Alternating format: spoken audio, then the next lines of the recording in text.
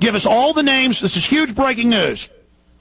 It's the town of Sutton. Now, remember, they don't do counties in New Hampshire. It's all done by towns. Township of Sutton. It's just town. It's the town of Sutton, Sutton.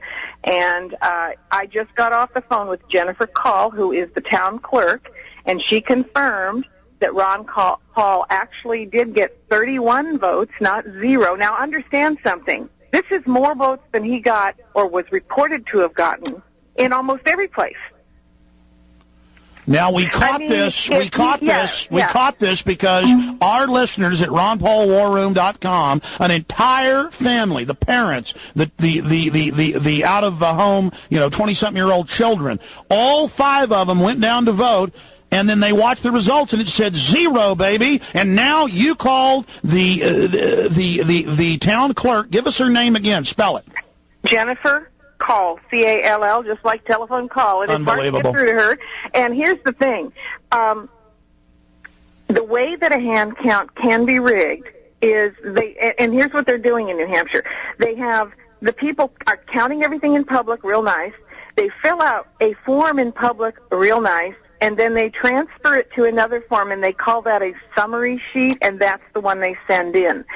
And so what happened is, she said they did not transpose the number correctly and put 0 instead of 31. That is unacceptable as an answer. That is unbelievable. Bev Harris, what needs to happen? I think they need to throw all the results out now and have a recount, at least in the 20%. Look, it's bad, because let me tell you what else. If they have a recount, it will cost Ron Paul about $67,000, and there is a problem with chain of custody. I'm sorry, I've got another phone ringing, but I'm going to ignore it. But sorry, it's coming over your line if it is. No, it may be breaking news. Pick it up. No, it's okay. I'll tell you, because I've been getting all kinds of things from all kinds of citizens just asking. Okay, now, in New Hampshire, we are not comfortable with the chain of custody for the recount ballots.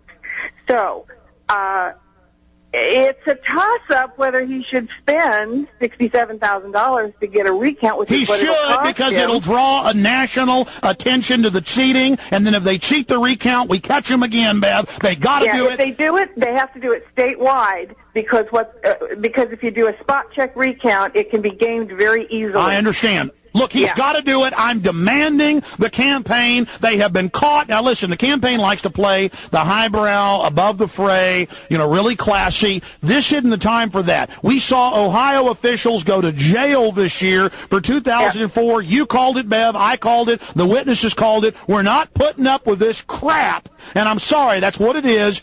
Anymore, the campaign, this is red-handed. Bev, I'm sorry, I'm getting... That wasn't the only reported case of poll workers defrauding candidates. Watch this. Here's an article by Beverly Harris published at opednews.com. She interviewed a supervisor at a polling station in Boulder, Colorado. He had just caught 2 of his poll workers miscounting ballots for one candidate and stuffing unauthorized ballots for another. They were both elderly women. Read this. The miscounts were against Ron Paul, the extra ballot inserted for Romney. He expressed amazement that these 2 seemingly nice elderly ladies were involved in cheating, both on the count and the one lady with ballot stuffing. Clinical studies have measured the integrity of American poll workers. This YouTube clip shows computer security analyst and vote fraud scientist Harry Hursty discussing a Brennan Center study. Most notable of these studies is the Brennan Center for Justice study made by Brennan Center, which is a non-profit institution concentrating on constitutional issues and hosted by the University of New York. In one of these studies,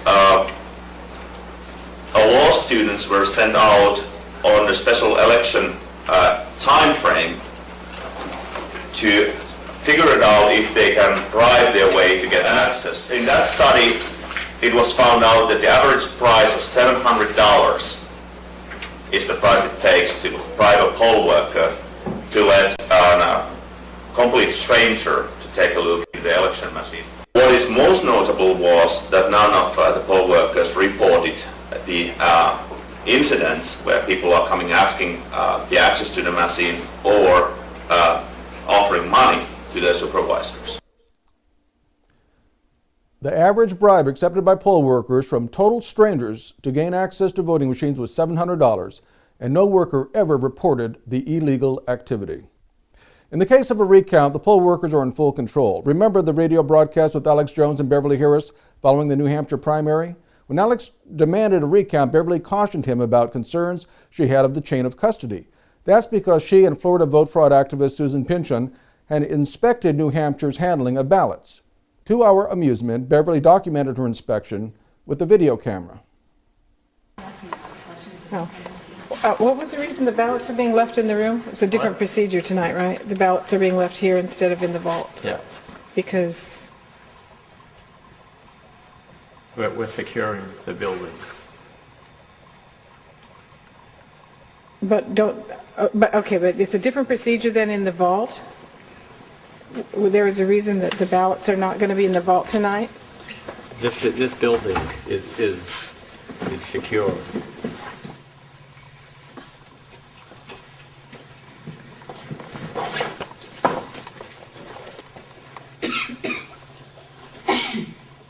If the building's secure and they put them in the vault last night and brought the news in and said they're in the vault, why aren't they in the vault tonight? Or why didn't they stay in here last night? It's a different procedure is what I'm asking about. Yeah. Correct. And the reason for the different procedure in securing the ballots is? Because the ballots are secure where they are. They're secure here. They're secure where they were last night. Well, they were in a vault last night behind a key-carded door which has electronic entry records, and here they're not behind a key-carded door. Yes, they are. Okay, where's the key card? The east door. But this room doesn't have a key card. And the janitor, I watched the janitor come in there, so it's a little less secure. It seems like here. I'm not understanding. Is the vault full? No. So the ballots, you have made a decision not to put the ballots in the vault tonight because it's a deviation that's pretty significant. A vault versus leaving them in a room where the janitor has not got to get a key card to get in.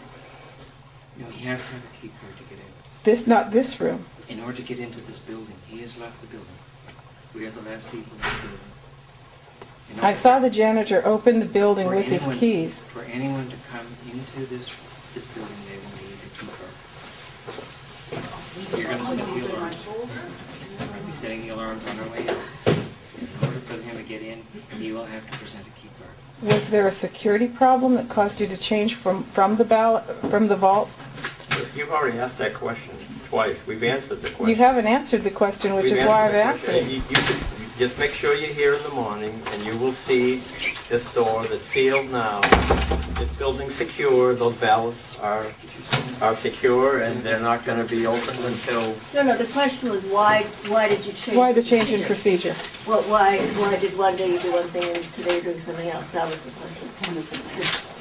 But I have one. Why'd you switch? Because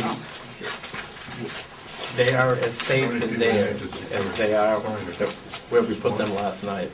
And it's Karen as an election officer. 7 or what? And you're putting a piece of paper over the door? Okay, Frank, would you say?